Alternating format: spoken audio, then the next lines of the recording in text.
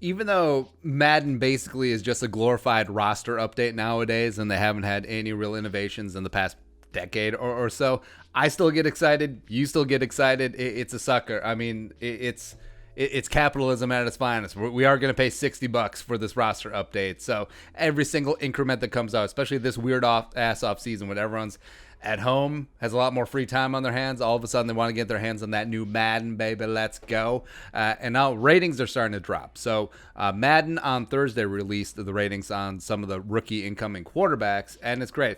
Also, as a Vikings fan, the funniest thing here, so you go down to the bottom of the list. They have Jake Browning listed. Jake Browning is not a rookie. Every single other jabroni on this list is a rookie. Jake Browning was the UDFA out of Washington last year, but it grand scheme, it doesn't matter. But starting at the top, so Joe Burrow coming into Cincinnati. Now, I do like that they scale back ratings for rookies, make them earn it, getting all into that potential. Because, when you do play Madden, especially when you play franchise, which is there really any other way to play? It's fun just watching that guy, whether it's a rookie, a UDFA, whatever, just build up, get more experience, and just like crank up all of those ratings and attributes, right? But quarterback, obviously what's important here, throwing power. So 86 with Burrow. Doesn't have the strongest arm in the world. And then a couple years ago, I do like that they started breaking down accuracy in terms of, because back in the day, it used to be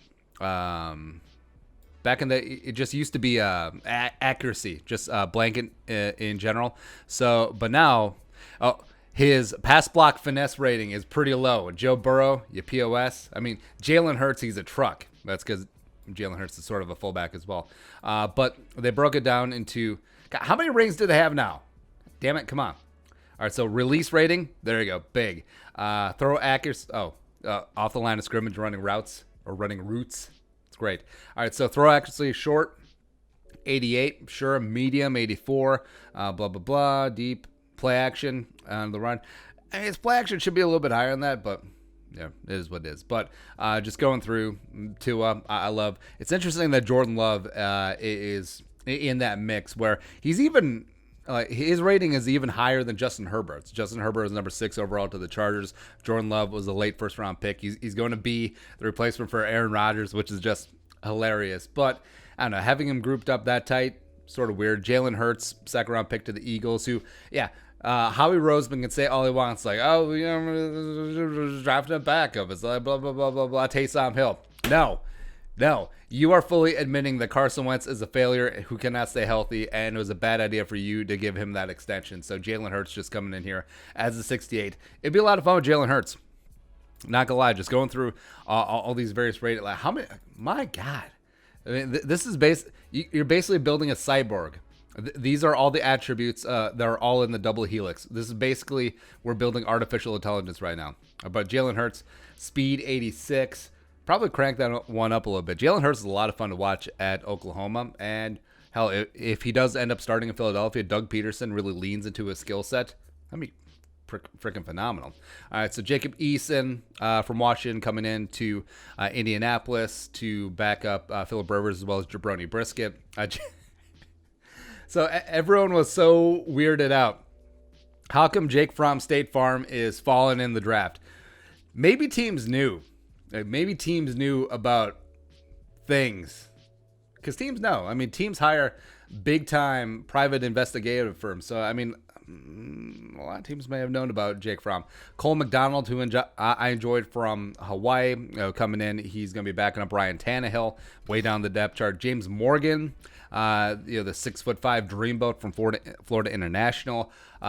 So there was a lot of hype about the Vikings potentially taking a late-round quarterback. And James Morgan's name was frequently on that list, except he was born in Green Bay. He's a lifelong Packers fan. I don't know if I could do it, but also it would have been a great troll, right? Because he wouldn't have been such a sleeper agent that he throws games against the Packers just because he hates the Vikings, right? That'd be weird. Yeah. Jordan Ta'amu from Ole Miss. Tyler Huntley from Utah. I did like Huntley in the draft process. Jake Luton from Oregon State was like whatever. Ben DiNucci from Pitt coming into Dallas. Anthony Gordon. So Anthony Gordon coming in from Washington State, replaced Gardner Minshew. And, there has been some issue in the NFL recently about air raid quarterbacks, but I feel like that's starting to go away to a degree because that's all the rage for college offenses nowadays. So, you got Baker, you got Kyler coming in, and now you saw Gardner Minshew coming in as a later round pick from Washington State last year, having a little bit of success because Nick Foles was absolute trash heap in Jacksonville. So maybe things are starting to open up a little bit. Then what else? Brian Lewerke from Michigan State. Just throwing his hat in the mix because before Cam got to New England, there was an outside chance that Lewerke could have unseated the corpse of Brian Hoyer as well as Jarrett Stidham. It wasn't out of the realm of possibility. And then Bryce Perkins. I like Bryce Perkins coming out of Virginia. Him going to LA. It would be beautiful if McVay, in all of his infinite wisdom, just ramps up Bryce Perkins, turns him into his next quarterback, and just punts Jared Goff, which would be great. I think Jared Goff is just a massively overrated system quarterback. Whatever. And then the two Vikings quarterbacks just chilling at 53, respectively. And it again, it's so funny that Madden EA Sports doesn't know that Jake Browning is not a rookie. But it's just hilarious. So, I suspect that these ratings will be at the bottom in terms of all the quarterbacks once the full Madden ratings come out. So, the Vikings have 2 out of the bottom 3 quarterbacks in Madden. Great. Just phenomenal. But looking forward to it because we're starving football content, so we just get amped up so much by numbers on a sheet and saying that they should probably be higher. Actually, what's Nate Stanley's throwing power? All right, so that'd be 86. No. No, Nate Stanley's throwing power should be at least 94. Is there any 90s in here? James Morgan, sure. I don't know if Cole McDonald's an 88. Jordan Love, yes. Justin Herbert, yes. The fact that Nate Stanley has the same arm strength as Joe Burrow, were people even paying attention? What the hell is that? Actually, let's go to accuracy. Yeah. All right, so short, medium, no. All right, so Nate Stanley, short, medium, deep accuracy. I think that's actually astute. Actually, you could probably dial that down a little bit. And then play action, what's the last number? Throwing on the run. Well, Nate Stanley can't move, so I guess that he's got that going for him. But hell. All right, so that's it. That's us reacting to the Madden rookie quarterback ratings. God, we need football. God, we need sports. All right, but your thoughts, let us know in the comment section below. Subscribe for daily and Vikings and video game takes. Sure. Support the work, Venmo. But until next time, Skull, production value.